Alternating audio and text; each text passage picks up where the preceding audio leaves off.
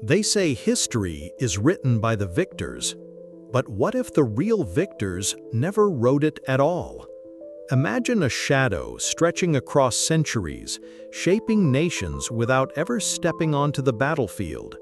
That shadow belongs to a family whose name you've probably heard, but whose story you've never truly been told.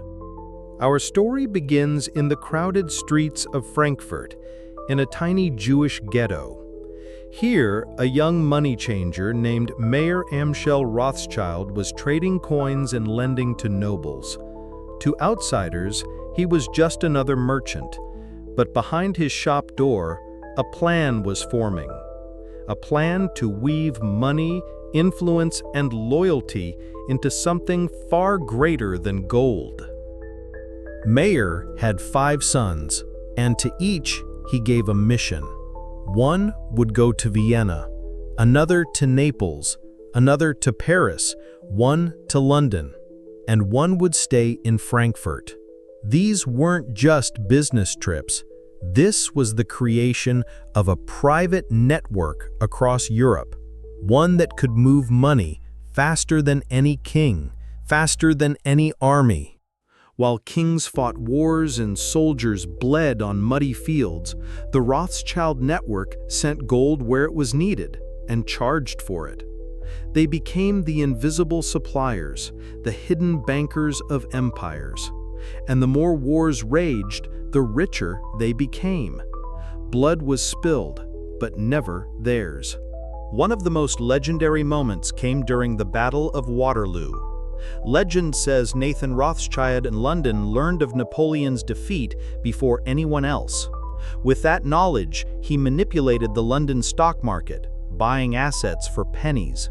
By the time the truth spread, he owned nearly everything worth owning. Whether every detail is true or not, one fact remains. From that point on, the Rothschild family became financial royalty. They didn't wear crowns or rule armies, but kings borrowed from them, governments bowed to them, and economies bent under their weight. Their secret wasn't just wealth, it was control over the flow of money. By funding both sides of conflicts, they ensured that no matter who won, they got paid.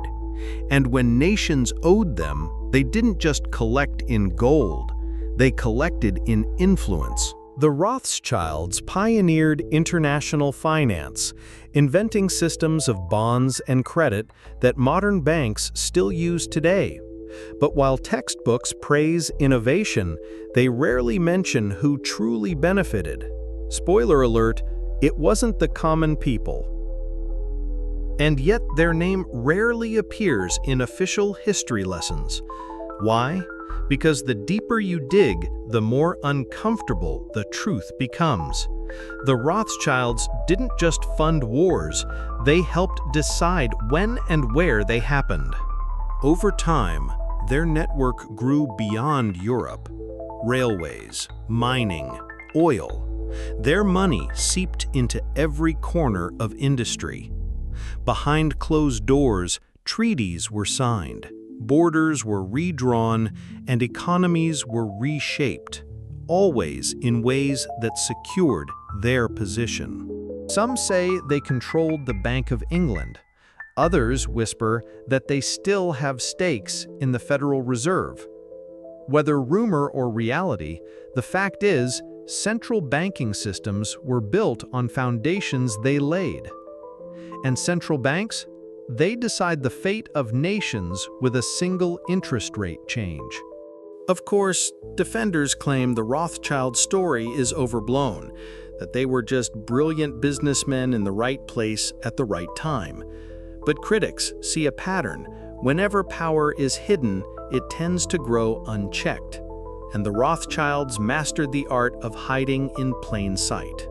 Even as revolutions shook Europe, their wealth only multiplied. Monarchies fell, republics rose, and yet the family's influence stayed untouched.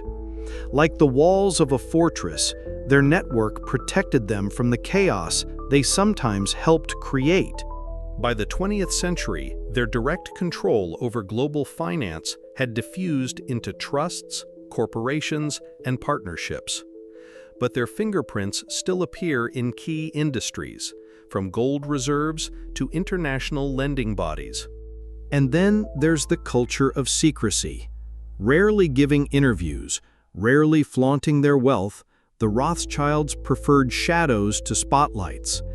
It's hard to hit a target you can't see. Harder still when you're not even sure it exists. Critics accuse them of funding both sides of modern conflicts, just as they did in the past. Supporters dismiss this as conspiracy theory. But history shows when wars end, debt remains, and debts are always collected. Some historians claim their influence has faded, replaced by newer elites.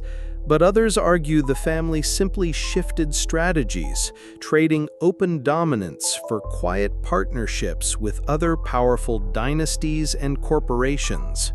Today, the Rothschild name is still tied to banking, wine, and philanthropy.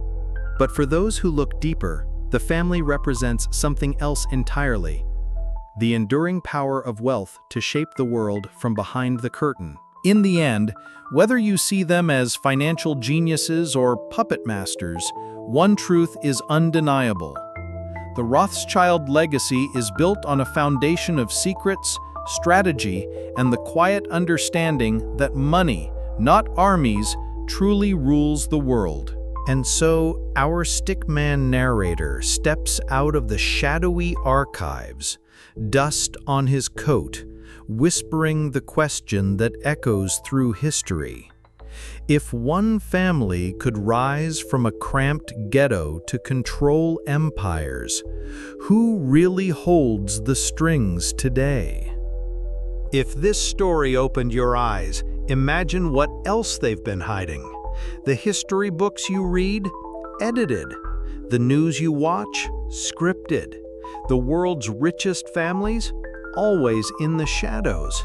But here, we drag them into the light. Hit subscribe now and join the ones who dare to see the truth. Because once you know, you can never unknow.